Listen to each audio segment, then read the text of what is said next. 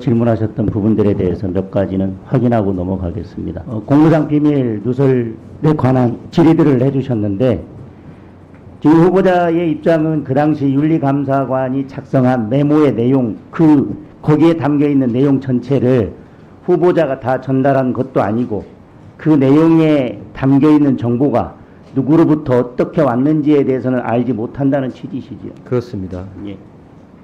아까 인사 말씀할 때 보니까 25년간 검사로 근무하셨다고 하셨는데, 네, 그렇습니다. 선거 사범에 대해서도 수사를 많이 해보셨죠? 제가 뭐 그 경험이 그렇게 많지는 않습니다. 예, 예. 그러면 허위사실 공표죄에 대해서 허위사실인지 여부도 중요하지만 그보다 더 힘든 문제가 허위사실을 인식하고 있는지를 판단하는 것입니다. 그렇습니다. 허위사실을 인식하고 있는지 여부는 객관적인 증거로만 판단하기는 어렵습니다. 피의자가 어떻게 인식하고 있었는지 주관적 인식에 관한 문제이기 때문에 그렇습니다. 허위사실 공표죄가 문제된 경우에 피의자를 직접 조사하지 않고 기소한 경험이 있으십니까? 아마 이제 허위사실 공표가 문제에 대해서 특히나 공직선거법상으로 상당한 지위에 있는 분들에 대해서는 그 말씀을 저희가 충실히 들어야 한다고 생각을 합니다.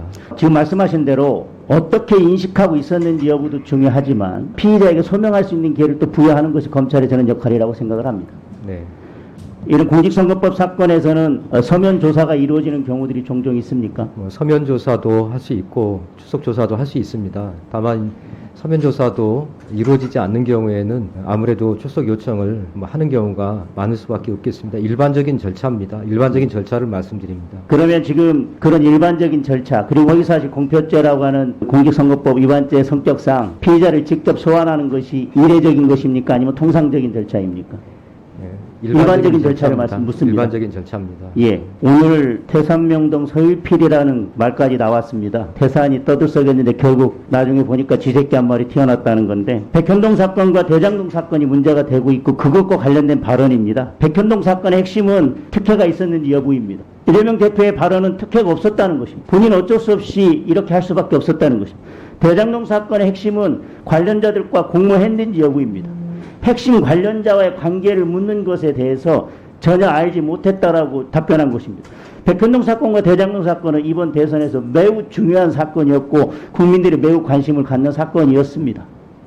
그리고 그 핵심적인 두 부분에 대해서 특혜 여부와 그 다음에 핵심 관련자의 공모 여부에 대해서 둘 다 사실과 다른 진술을 했다고 하는 것이 이 사건의 핵심입니다. 이게 어떻게 저는 쥐새끼 한 마리라고 표현될 수 있는지 모르겠습니다.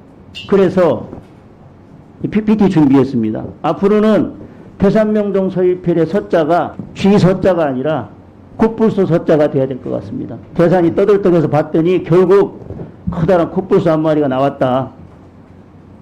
저는 지금 태산명동 서일필이라고 하는 그 말 자체가 이 사건의 핵심을 비틀고 그 다음에 사건의 핵심 쟁점을 축소하는 그런 것이라고 생각을 합니다. 그래서 이 사건 지금 여러 가지 말씀들을 해 주시는데 아까도 말씀드렸습니다. 공정하고 객관적으로 수사에 임해 주셨으면 좋겠습니다. 의원님, 진행 중인 구체적 수사 상황은 말씀드리기 어렵지만 모든 사건에 이 사건을 포함해서 증거와 법리만으로 판단하도록 하겠습니다. 시간이 많지 않아서 이상 질의를 마치겠습니다.